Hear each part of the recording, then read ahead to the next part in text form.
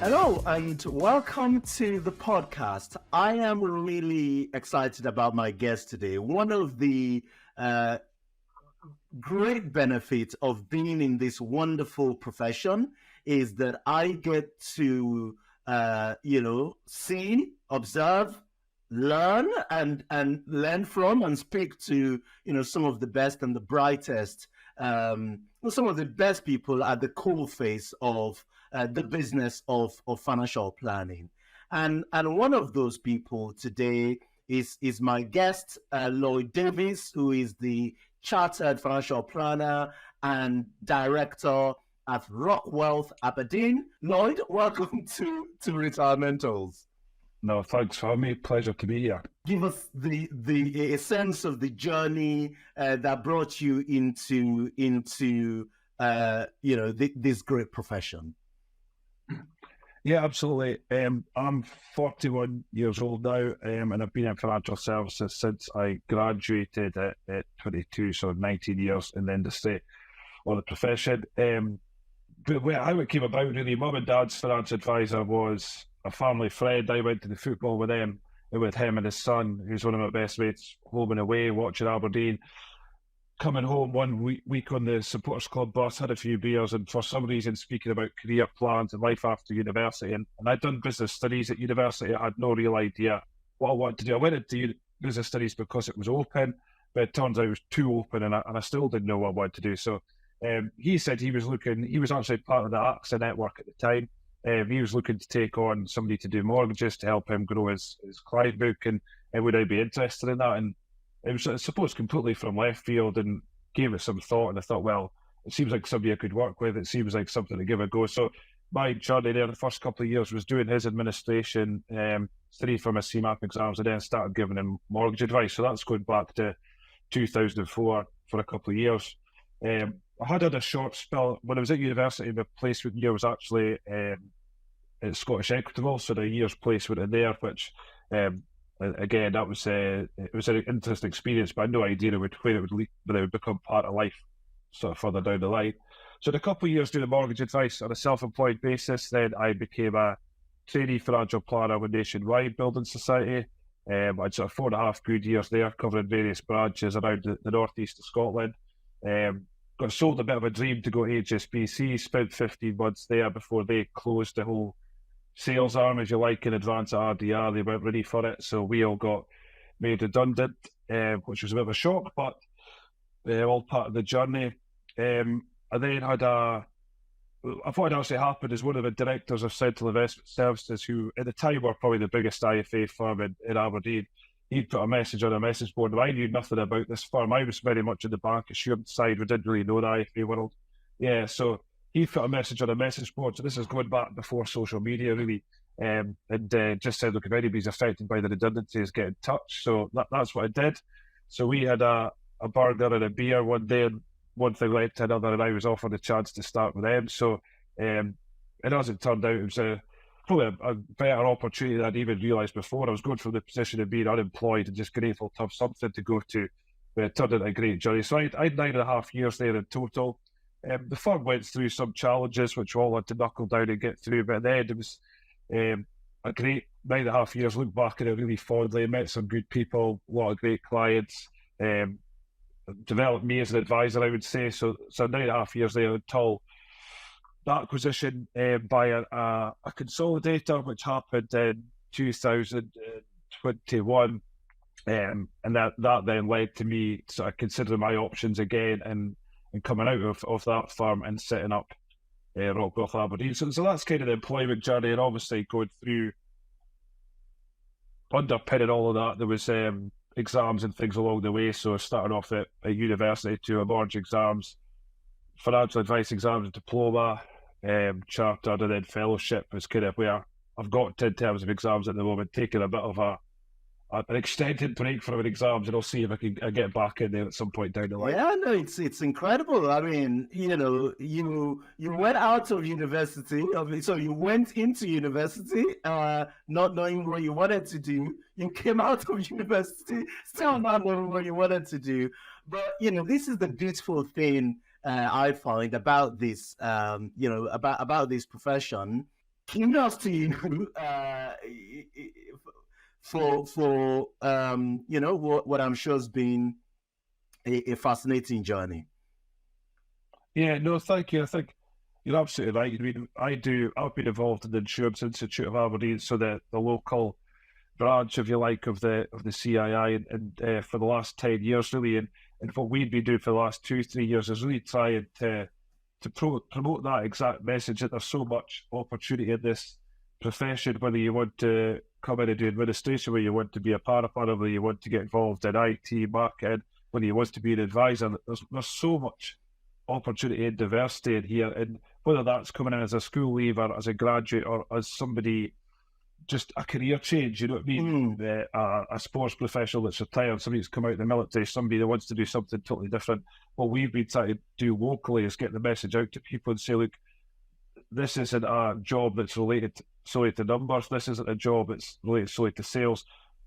There's a vast variety of skills needed in what we do, and there's so many people out there could bring a lot to the table. So just try to get that message out there, really.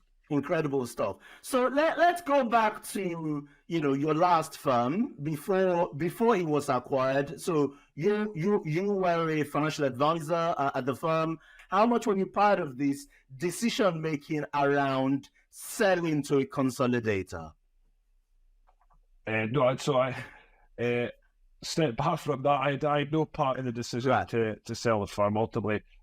So originally went in as an advisor solely. The firm was at various points changed inside, but over the 9.5, at the point I left, there was 8 advisors, 4 of whom were directors of the business, circa 600 odd million of assets under management, roughly the figures, So when the firm, by the time it was sold, was approaching its 50th birthday. It wasn't a million miles on land. It's a long, well-established business. Wow. So that was the background of the business. So my job was primarily the financial planning. For the latter period, I was an associate director, so I was on the management team, but I had no formal sort of ownership responsibilities as a director or anything like that. So they had kept me up to speed. I think that the directors had probably reached a junction where they had to make a decision they will start to think about their exit. You either then have to look at the people around and say, who in here might take this business on and how could they fund that, etc., or do we have to go to the marketplace and sell? And ultimately they took the decision to appoint a broker and to sell the firm. So I'd been kept up to speed that there was that this was going on and the company would be sold to a national firm. I knew very little of the firm until basically the deal became official. It was all signed and sealed, and that was my first involvement. So, I was at the decision. And I suppose at the time, a lot of this was going on through COVID, really, and through the pandemic, if you look at the timings of it all. So we weren't, maybe that was an advantage to the selling of the business because we weren't in the office at the time. So it wasn't as if people weren't running about having secret meetings and things that we didn't see. It was all being done offline, So that probably helped them in some way to keep things under wraps. Yeah, and this is one of the big reasons I wanted to speak to you. Obviously run a fascinating business, we'll get into all of that. But to me, you are the archetype of that trend that I don't believe the market is paying attention to, that I call the breakaway advisor. So you weren't even given a chance to, maybe if you or an option or a conversation about you and maybe other people in the business potentially buying and providing, some sort of internal succession to, to the people who own the business at the time. Yeah, there were some loose discussions around it, and I had given it some, I suppose, very high-level thought. But to my mind, with that, I needed 2 or 3 other people in the same. Not 2 or 3 other Lloyds, but people with maybe the ambition to go on the years ahead of them, the drive to do it. It would have been looking at, so you're looking at the age profile of the people there, the drive they've got, and they want to go and take them on. And then also as part of that, you've also got to have, I think of any internal succession plan, you need to have the 100% backing of those selling the business and the trust of those doing it, that you're going to come good on the promises and deliver what they're looking for over a period of time as well. So from the two sides of things, it really felt like that was never going to be a starter. And that's not a criticism of the people selling the farm. It's just where we were. Unfortunately, in some ways, it was too big. You know, what I mean, it was a big old business to take on, a big old brand name, a big old history, and a lot of work. And maybe me myself, I wasn't ready to tackle something like that. You know, I don't know. Different times, somebody else had come in with that model, say, we'll back you to do that. That might be a different conversation altogether. The business was sold. You went into this big giant consolidator, and then all the thoughts started swirling around your head about your own future. Talk to us about what was going through your mind. You know, broadly speaking, what happened that precipitated, the thought that maybe your future lies elsewhere rather than within the big giant consolidator? Yeah, absolutely. So I think a big part of that for anybody going through that journey is going to be their own personal position, isn't it? Because so for me at that stage, approaching 40, so probably a good balance of having experience in the industry, but also hopefully a few years ahead of me, touch wood. So that was there as well. I then knew I would have some money in the bank if something did arise, a change did happen. I'd have a bit of security, if you like, But also from a personal point of view, we spoke about during the pandemic, we'd moved house twice, we'd taken on a significantly bigger mortgage, and our first and only child was born during 2020 as well. So you're going to a year down the line, we've now, a year after that, got a bigger mortgage. We've got Charlie, who's only a year older, around about that time as well. And I'm the main breadwinner in the house. My wife had a good job, and the oil and gas sector was doing fine, but I was the bigger earner. So you've got all these things to weigh it against, alongside the career side of it and the job side of it, and saying, right, for me, the two big questions were, am I going to be able to deliver what I think are good client outcomes, and am I going to enjoy doing it as well? Because ultimately, you're a long time in your work, and you don't want to be miserable and doing that there as well. So these are the two things that were going through my head, and I tried to go into the whole takeover with an open mind, because I knew the position I was in. Yes, you get 2 paid over, but there was no pressure to sign new contracts or anything. That I was going into a position where I said, like, okay, prove to me this is where a good place for me to look after my clients, and a good place for me to come in and work on a daily basis. And that's kind of how we're trying to go into it with. I suppose what happened very quickly is you instantly get this much more corporate feel when you're going into something of that size. So you're going into a big consolidator with offices all over the country, and they've got to have systems and processes that account for the lowest common denominator, right, basically, to stop everyone going off the rails, don't you? So going from an environment where you were treated like an adult, allowed to get on and do the job to the best of your ability, with the oversight that somebody's making sure you stay on the straight and narrow, to then going into an environment where you instantly felt like you'd lost some of those freedoms, and you are becoming an employee of something much bigger. So straight away that was hard, and it just kind of it went on from there. You know what I mean? Straight away, I think one of the biggest things as well was the pace of change. Having watched consolidations from the outside, not just in financial services, but watched them in other industries. I mean, veterinary practices, dentists, pharmacists, where these things have come in, and if they're done at a steady enough pace, and change is slow and steady, and people get time to adjust, for me, they appear to be more successful. If you come in and try and change a lot very quickly, it's unsettling, isn't it? And that's the nature of the thing. That's probably the best way to describe it. So I felt probably quite quickly unsettled, and decided, actually, whilst I'm trying to keep an open mind here, I need to know what my options are, or what else is out there if I get to the point where I think, this really isn't for me. So that was kind of the journey I went on myself. If you had a contract that I'm not even sure how they could do that, as you were largely an employee, but if you had, let's say, your small stake in the acquired business, if you had something like earn-outs, that would have resulted in maybe, sizable financial loss to you, or that you had been recontracted. I don't think you could have been recontracted. I think under 2P, you would have to move to the new job on the same employment contract that you are, or similar, or at least better. But do you think, perhaps, there's anything they could have done on that side of things that would have changed your mind, bearing in mind that the key drivers for you were actually this idea about, a very important phrase, this drive and pursuit of minimum common denominator, you're believing that you couldn't deliver the best advice, the best advice and best outcome for your clients. If they had some sort of, what do they call this, golden handcuff or whatever, would they have changed your mind, or would they have just maybe delayed the inevitable?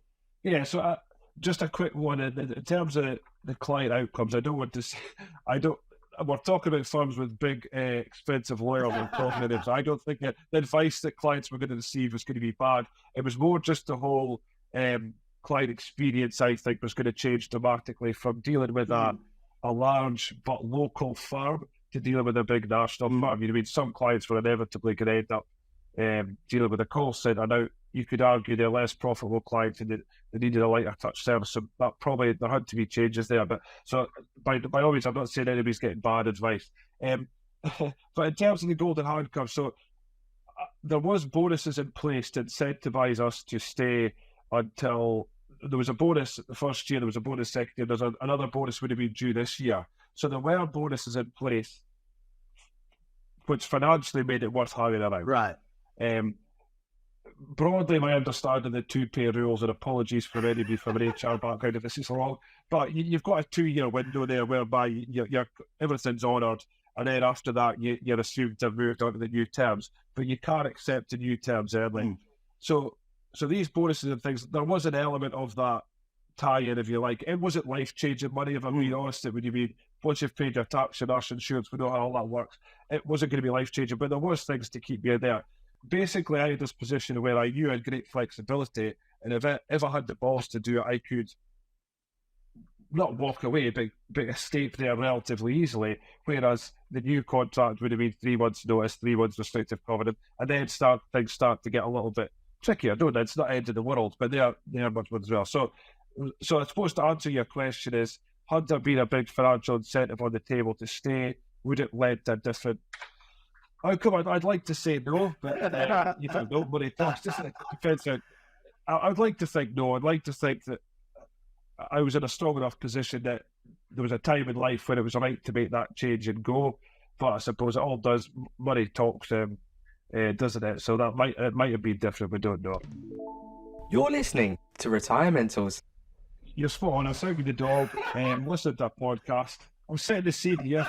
I was out with the dog, listening to a podcast, and I looked back. It was actually episode 4. Now, I don't think I listened to it when it immediately came out. I think I got into your podcast a wee bit later, but it was episode 4, and Tim Horrocks was on it. So, for those who don't know, he's the manager part of the founder of RockWealth in Cheltenham and now of the network.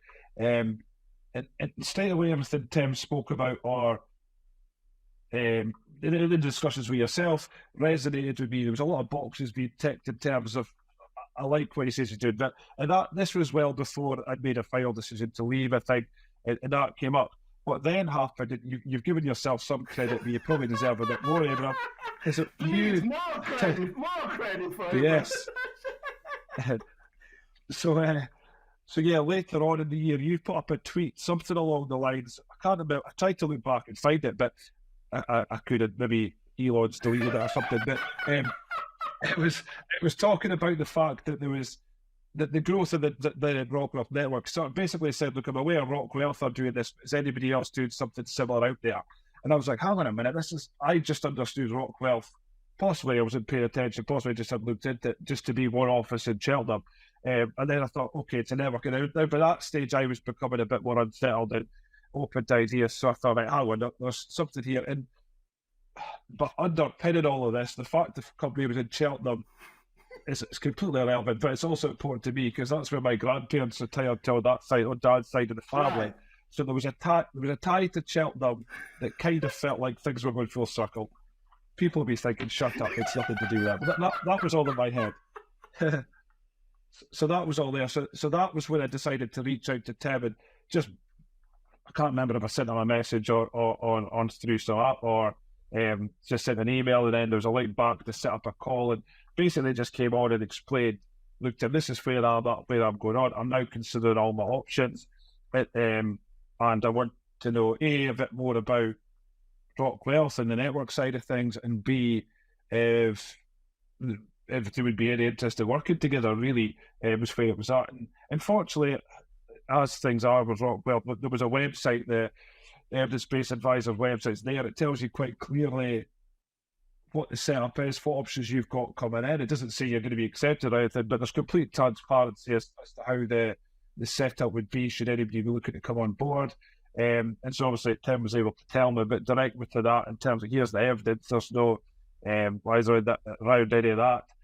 So that was how it all came about. So we had a couple of calls with Tim, and then at the same time I was speaking to one or two firms around Aberdeen, or with a presence in Aberdeen, all firms who, to be honest with you mean, for one of the firms you had at your conference there recently, well, we'll not say their names in case, but so there's a good, well-established firm in Aberdeen, growing quite rapidly in and out of Aberdeen, and good guys in there, and other firms like that. And I thought I could go and work for these guys, but my fear was, hang on a minute, what if in 3 and 5 years somebody decides to pull the plug and sell this and take the equity off the table again? I'm back where I started. So I did feel the time was right maybe to try something on my own. And then it was going to be a question saying, is RockWealth going to be the right home for me? I mean, directly authorised didn't appeal to me. It just seemed like, I was speaking to somebody recently and they were saying that they've got a friend that's more than 18 months now to get authorised, and there could be reasons behind that, but there just seems so many hoops to jump through. All the things that you don't enjoy of financial planning would have to be done. And whereas with the network, somebody kind of takes that off your plate and deals with a lot of that stuff for you. So the network option seemed to go. It was important to me to stay independent if I could. Not that I'm saying independence is absolutely everything, but the position I was in, it was going to be a much easier move if clients chose to come with me to remain independent rather than to say, we're going to have to move everything and start again with you for certain stuff. So that's how it came about. Part of my time at Central Investment Services, I sat on the platform development group with Nucleus. So we would meet about once a quarter in Edinburgh, and it was really just discussing platform developments, what advisors would like to see, what money was being spent on, prioritising new features and things that were coming. It was interesting, but it also allowed me to get to know a number of other advisors around the UK. So I had names or contacts, if you like, of people, not necessarily in Cheltenham, but in around that part of the world. I was able to sort of reach out to and say, look, this is what I'm thinking of doing. What do you know of these guys? What do you think of this firm? I spoke to Michelle Hoskins, for example, with somebody else I spoke to, and just said, look, this is what I'm thinking. Give me your take on it. And obviously, if I mentioned Michelle's name, she didn't say anything bad about RockWealth, and nobody did. The feedback was all good. In fact, there was one or two advisors running their own firms said, look, if we were starting again today, I would be getting in touch with Tim as well, because the going directly authorised route particularly difficult, and what they're doing there ticks a lot of the boxes. So as much as I could, I was doing my due diligence around the sort of hard facts, but also just try to gauge feedback from people who had kind of got to know and respect an industry. And none of this is a guarantee, is it, Abraham? You're having to do it. You have to go with your gut instinct to the end of the day. But that was the digging I did. So then down to Cheltenham for another meeting. And off the back of that, it was approaching Christmas time, and I was sort of around that time of year. I said, "Look, let's go for it. I'm ready to take the plunge and go." And obviously there've been discussions with at home with Stacey and sort of saying, "Look, here's the position we're in financially. I've got the money, savings, if you like, to meet my obligations to the house." If that doesn't sound like a too formal way to do it, so I could pay my share of the bills. We can keep going there as well. I've got the money there to try and set this thing up and run it. Because with a financial planning firm, whilst you're not buying big industrial equipment or vehicles or anything, there are obviously costs to get up and running. So I said, look, I've got this here. We can give this a go for 12 months. And if after 12 months this fails and I failed, then I'll go back with my tail between my legs to some of these other firms I spoke to and say, look, I can't do it on my own. I need your help. Let's do it. And I kind of put a business case to Stacey and say, look, because I needed her backing as well. Let's go for it. And so I said to Tim, let's take the next steps. Let's see if we can get a firm authorised and up and running.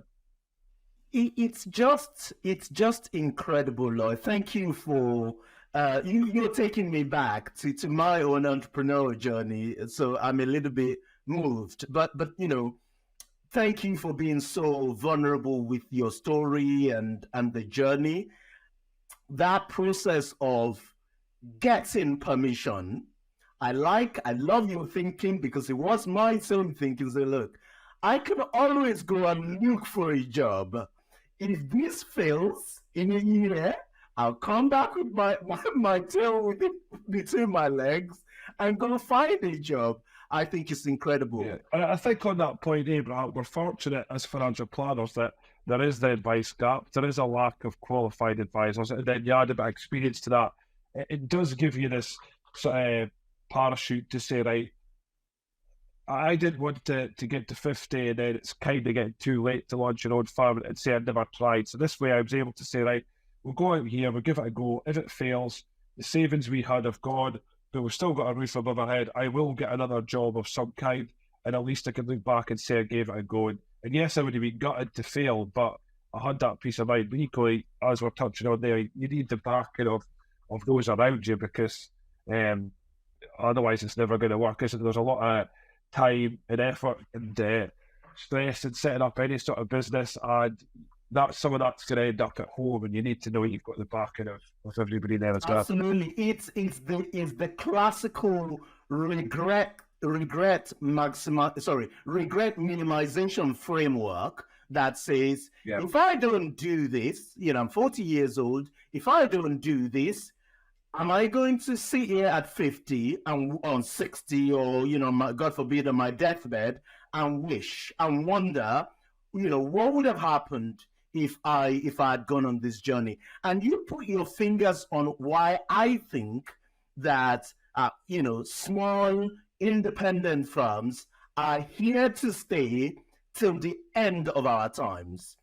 December, as this is December of 2020. As you were celebrating Christmas with the family, you had made up your mind that you were going to leave. Talk to me about the journey that happened between that point and, let's say, March, when you set up the business, and especially the conversation that happened with your employers, and then subsequently the conversation that happened with clients. If we jump, so what my overnight, or the biggest memory I've got from that period is the last Friday in January of 2021. I don't know, about 6 o'clock at night, I'm in the kitchen with my wife. She's making tea or whatever, because I'm a terrible cook. And I get a WhatsApp from Tim that basically said, sorry, I messaged you on a Friday night. Just want to let you know the good news. We're kind of good to go. Everything's set up. So at this point, yes, I've decided I'm doing it. I've given Tim to go ahead. That WhatsApp came through, and I sort of just turned to Stacey and said, well, listen, is that here we go, sort of thing. So that was literally what happened. And then on the Monday morning, I then went, and then whatever was the last day of January that year, I think it was the Monday, I went in, and at that point, handed in my notice, and that was it. It was kind of time to go. All I really, Tim had been asking for evidence and bits and pieces and things to speak to regulators, to insurers, all the stuff he needed. But they were really taking care of everything there. The only thing I had to do was sort of decide where I was going to work from when I was up and running as a source and office. So that's the bit I'd been doing in the background. But yeah, suddenly at that point, on that Friday night, that was the bit I was like, well, here we go.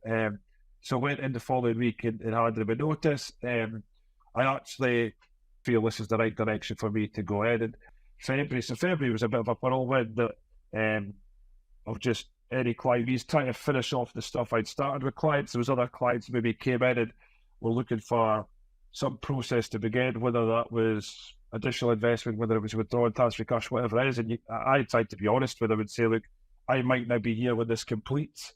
So you need, do you want me to hand over to somebody else at this stage just to make sure that there's a clear handover? Because you feel, it's just human. I think it's human nature just to make sure these people are looked after and that you're not leaving people in the lurch. The last thing I want to go is for me to leave and somebody looking back saying he's just kind of left me between a rock and a hard place. I'm halfway through something and he's gone. But there was obviously going to be some stuff going on. That's the nature of leaving a job. So I did that and I carried on in there. So I left the office. The last day I left the office, it hands over my laptop, was 3:45 on the last day of February, the 28th of February. And the very next morning I was in my new office and up and running in here actually. So this is serviced office space in town, which it was my venture choose to come. So I was sat in here I'd had furniture delivered. It was here. I'd had an IT guy sitting up and I thought, that's it. And it was such a weird feeling. I'd gone from the point where probably what had happened over the time at Centre was I was one of the advisors who had a similar pool of clients to the directors. We're probably getting to the point of having too many clients, if you're honest. And it was at the point where we need to either find a way to take some clients at the lower, so we maybe need a lighter touch service or bring in another advisor. So I was very much getting to that point, which means your phone's constantly ringing, your emails are constantly going. From that position on the Monday to the Tuesday to having zero clients, you know what I mean? So it's it was good. And so just literally sat here, and that's what happened. And that was up and running. Now, what happened off the back of that? The first, who is now a client, person that got in touch with me, got in touch at 9:45 that morning via WhatsApp, and that was it. It was off and running. I was relatively cautious from that point of view. Social media is a great thing, particularly LinkedIn was connected to a number of clients on there, so you were able to start making posts explaining what you're doing and what's happening. I, believe it or not, took out an advert, in fact 2 adverts in the local paper. Aberdeen's got a local paper, it's a press and journal. It's still very well read up here in paper form as well as digital form. I mean, people maybe think we're a bit back, but there's a lot of houses, clients' houses all go into the press and journal, still sit on the table. So I knew I could take out a full page spread in there, which I did on a couple of occasions just to get my name out. I joined the local Chamber of Commerce again. They helped get things out and about, just as many ways as I could get people that might want to find me to be able to find me. I just tried to create as many avenues for people to find me as they could, and then you just have to hope, don't you? Keep your fingers crossed and see what happens. Absolutely. I mean, you did everything by the book. There are people listening. I mean, I've seen this conversation on Twitter. I think some of it is ridiculous, where they try to imply that, especially in your case, as an employee advisor, if you left a firm, that you're somehow doing something wrong. I think it's ridiculous. You were sitting in the morning in that office, and it was quiet, and then it very, very, very quickly snowballed. So give us the highlights. The caveat to all of this is I am only in month, I can't even work out, 16 or something like that at the moment. So things are still settling down. But the whole thing, the figures thing, the accounts have been done up till the end of November last year. We made a profit which is way ahead of what I could have hoped, and hopefully will continue to grow this year. So the long and short of it is, without getting too excited with the numbers, I'm delighted with how it's gone. The support from clients, new and old, has been absolutely phenomenal, and I couldn't have really asked for better. It's incredible. You should be proud. You should be super, super proud. Tell me about the team. So it is a team now, because initially it was just me. So from day one, it was just me. And again, some people who I spoke to about the idea said, look, the position you're in, and if your relationships are strong, this could go fast, and you probably need support. I was more cautious than that. I didn't want to have an extra mouth to feed, an extra wage to pay, and I worry at the end of the month that you're going to have to let somebody go. So again, I did it myself. Sorry, not quite, but in terms of staffing wise, I was on my own until January of this year. at which point Claire, who had worked with previously, she normally sits over there, but she's left her room so she didn't get accidentally caught in a podcast. She's down the stairs. So Claire joined me in January of this year, which was quite a good time of year. She's coming as a client support manager. It was a good time just to sort of that break after Christmas, come back and I could start it. So that's been great. Me and Claire had worked together for 4.5 years before, so we're doing so that. Obviously, again, there's another test. This is a different environment. There's two of you sharing one office. She was trying to find that balance. Claire works from home some of the week, just so we're not doing each other's heads in, I suppose, all the time. But it's been great. Claire, a lot of the clients knew Claire anyway. I obviously knew her, and that's been a huge thing. Out with that, we've used Parasols or Verve or whatever branding. I'm probably getting that wrong again, so sorry to the guys there. But they very early on adopted them for the power planner side of things. Didn't think I would be suspended as much money on that as I have been, but it's been a great help. So yeah, that's been a big thing as well. That support is there, and you can outsource things that you don't want to take on from day one. It's almost a pay as you go basis, isn't it? And they produce reports which most clients have been very complimentary of it. Yes, they're compliance documents, and yes, some of it is a bit dull, and I'm sure clients don't read them all one for one. But certainly the client feedback has been good, and that's been important. And then I suppose as much as I'm on my own in ears, being part of RockWealth. Yeah. So for people that don't know, it is a network. This is my own business as part of the RockWealth Aberdeen. Is my own business as part of the network. But when I joined, I was office number 7. Brandon's come on in Leeds, now is office number 8. It just as something as simple as there's a WhatsApp group of the advisors, which you were added into on day one. And a bit of a fear I had was sitting or being on my own is that something comes across your desk, and whereas previously you'd have gone and made a coffee and had a chat with somebody, you'd have got the photocopy of the water cooler type chat if we were in America, I suppose.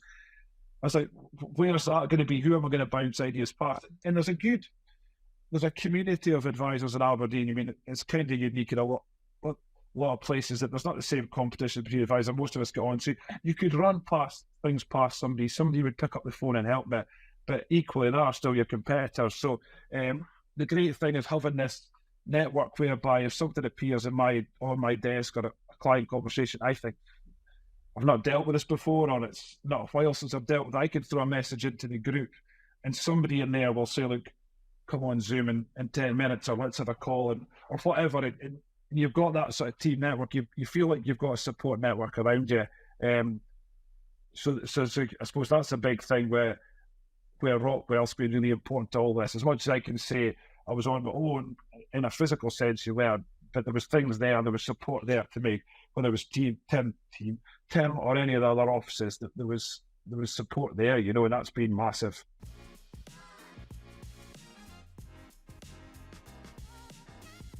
Look, we have to wrap this up. Otherwise, I'm gonna get told off by my producer, Lloyd in RockWealth Aberdeen. Where do you want to take your business? Well, I suppose I'm at another juncture here because I'm way ahead of where I thought I was going to be at this point. I mean, I think I'm in a very fortunate position now that I can be almost selective about who I want to work with and clients I take on. And that's not being derogatory clients. Sometimes I'm just not the best person for them to deal with. Sometimes the personality match isn't there.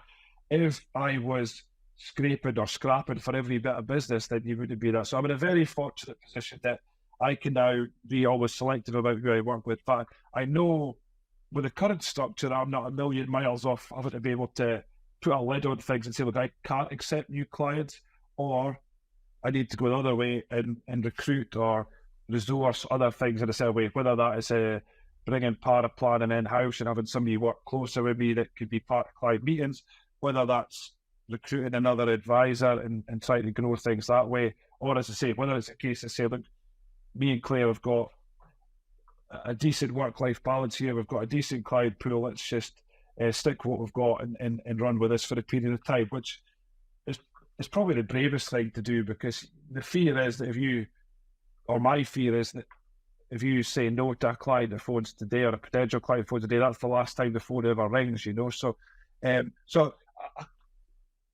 I wish I had an answer to your question, Abraham. So this is where I'm at just now, and I've been speaking to Tim about this, and I've been speaking to, and we're hopefully going to progress things with maybe some sort of external support, somebody to help me hold me accountable or to help me shape the next phase of the business and establish exactly where I want to go and what I do, because I'm very much in that school of advisors, and it's part of the reason why consolidators do so well, I think, is because many advisors, the advisory part of the business is what they want to be doing. Running a business is a byproduct, almost, if that's the right way, you know what I mean? And that's kind of where I am. So maybe the next person to come involved would be, I don't know, an operations manager or a non-exec, somebody to help take on the business side of things as opposed to the financial planning side of things, because without sounding dramatic, I already have that fear of 20 years down the line. What happens then? Am I sitting on a farm that I say, look, I've got no other option just to sell this whole thing out, take my big check and go and let clients find themselves? Or can I start now to plan away? Because I would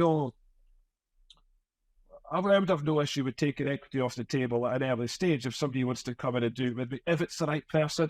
I really don't know at this stage, and this is where, if there's any listeners out there, of the millions of listeners on this podcast, if anybody's out there that wants to thinks they could help me shape this or guide me, I know there's loads of people on LinkedIn, I don't know who they are, but so if there's anybody out there that could help, that is, in all seriousness, that's going to be the next step, is to sit down and say, right, where do we go from here? Are we happy with our lot? Do we say we've been very lucky, we can deliver a good service to clients? Because you've just got this.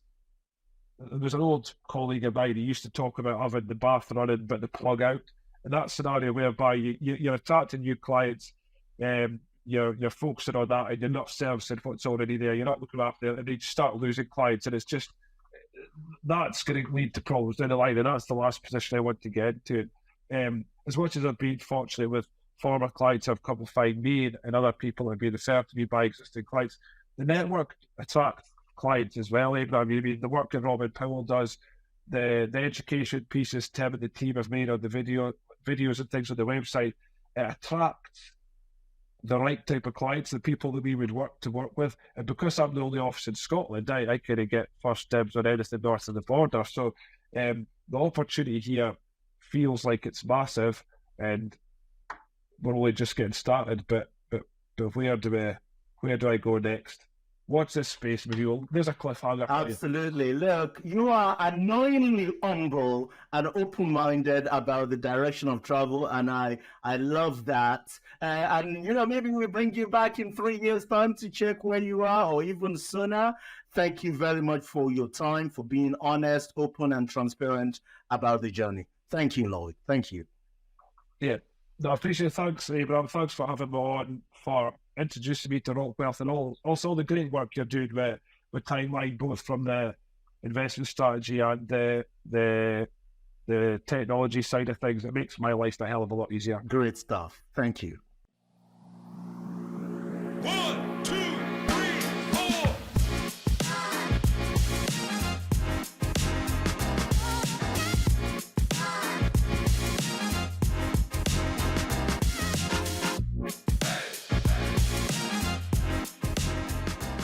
I'll be remiss if I don't thank my incredible team who worked very hard to put this program together. Thank you very much, guys. I'd like to thank our sponsors, Timeline Retirement Planning Software, and PyTech, low-cost flat-fee model portfolio manager.